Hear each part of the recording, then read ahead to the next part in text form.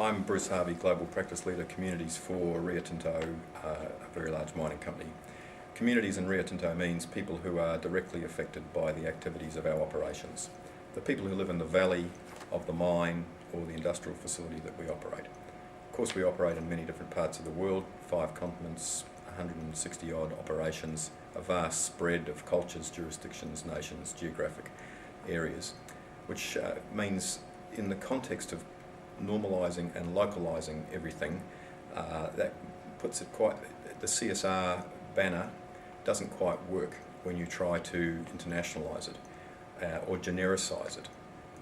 We prefer to put communities at the centre of everything that we do, where there are many other people, stakeholders, let's call them, governments, international NGOs, the academy, consultants, other companies, who think that they have an equal right to speak up on behalf of what's happening locally, and indeed they might, but we much prefer to put communities at the heart of everything we do and develop a direct relationship with communities.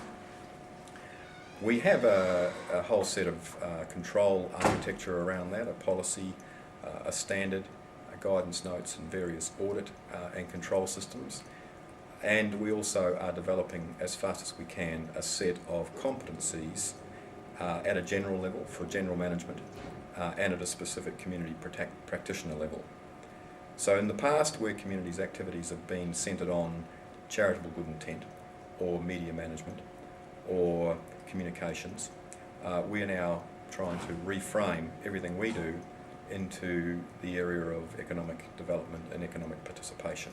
So our global target, for instance, is that all Rio Tinto operations will have locally appropriate social performance indicators publicly reported that demonstrate our positive contribution to the economic development of the regions and the communities in which we work, consistent with the Millennium Development Goals.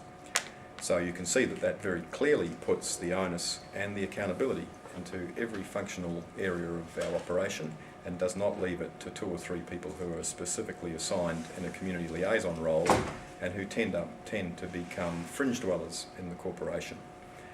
The role of CSR and of the ISO standard is very important in all of that, of course, not so much in its prescription, but its support for the sentiment of what we're trying to achieve. Because of the nature of the way that organisations work and in coalitions of organisations worldwide, the lowest common denominator kicks in, and it means that the international standards are not actually that demanding in terms of what best practice performers would like to achieve. And we find that our systems and the detail of what we ask people to consider and do easily fits within the framework that the international standard requires.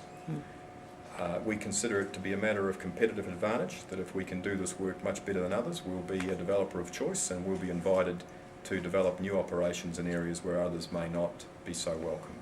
So we consider that the work that we're doing is more aligned with what we call enlightened self-interest than being driven by the external expectation of the CSR community. The work that we're doing in communities is just plain good business, both in terms of getting development consents in a timely way, but also in helping build a multiplier and robust economy around our operations in frontier areas so that after 10, 20, 30 years, we've got a much tighter economy that means that our economies of scale and our costs can be progressively reduced, and the community, the surrounding community and government and the mine become mutually beneficial of each other.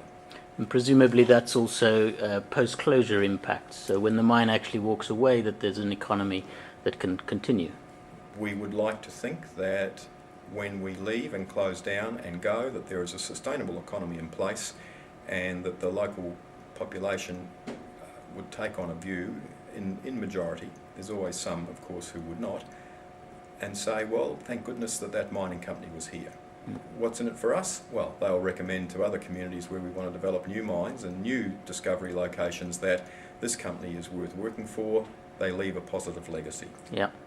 One of the things that Rio Tinto has become known for as a progressive kind of stance is getting into partnerships. And I'm thinking as one example of the partnership with the IUCN, the World Conservation Union. And this is part of your sort of approach. Can you say a little bit more about your partnerships work? We approach communities work on a fairly simple model, complex in its deployment of course, but a fairly simple model. Step one is we like to develop a comprehensive knowledge base of the region and the areas where we're working. And that involves demography, regional economic input-output analysis, labour market analysis, skills gap, education profiling, extensive. Step two is we like to develop partnerships with people who bring skills and competencies that we don't have as a mining company.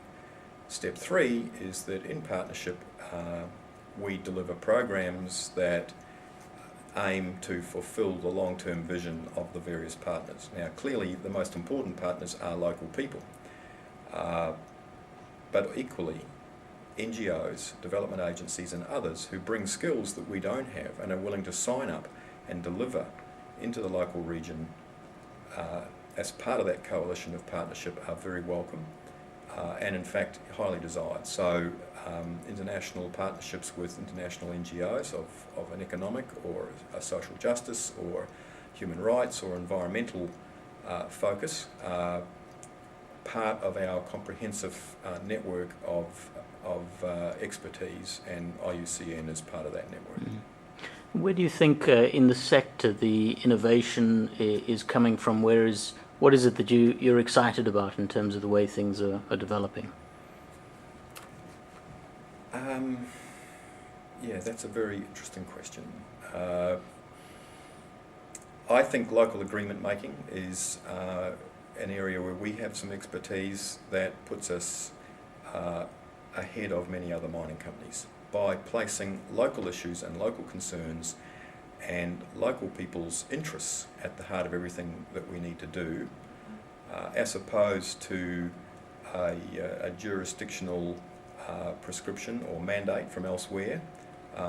We're preparing ourselves for a future better than many others. There is a growing tide of legislation around the world that I would generically describe as social consent and economic empowerment legislation. In South Africa, of course, it's black economic empowerment or broad-based black economic empowerment. In Australia, it's native title related legislation. In Peru, it's the new mining charter, which requires 70% of local populations to agree in referenda to development proposals and hypothecation of royalties into local regions. But these are just examples of what's happening all around the world. The powers of globalisation and the ability of local populations to see what's happening instantly in all other parts of the world and benchmark their expectations against best practice elsewhere in the world. These are the forces of globalisation, if you like, mean that this is a highly innovative and fast-moving area of democratisation, if you want to put it in those terms. And you actually get into contracts with many of your local communities, which is quite different. Our preference is to make agreements and formalise those agreements through contracted arrangements so that everybody completely understands what's been agreed, what hasn't been agreed, what the boundaries of our interrelationship will be. These are very common practice now in Australia, in Canada, in Papua New Guinea and Indonesia, in South Africa under the new legislation there. It's a prime expectation. More and more, I think all companies are going to have to accept that we need to dignify our relationship with local communities through formally agreed processes. I prefer the word agreement making to negotiation because it's not a short-term transactional exchange the way that we would contract a commercial interchange. We are building a common future, and that requires quite a different set of dynamics as you go about doing that work. It can take up to 5 years to make a comprehensive forward-looking agreement. Right. Fantastic. Well, thanks for your time. Thank you. All right. I hope that was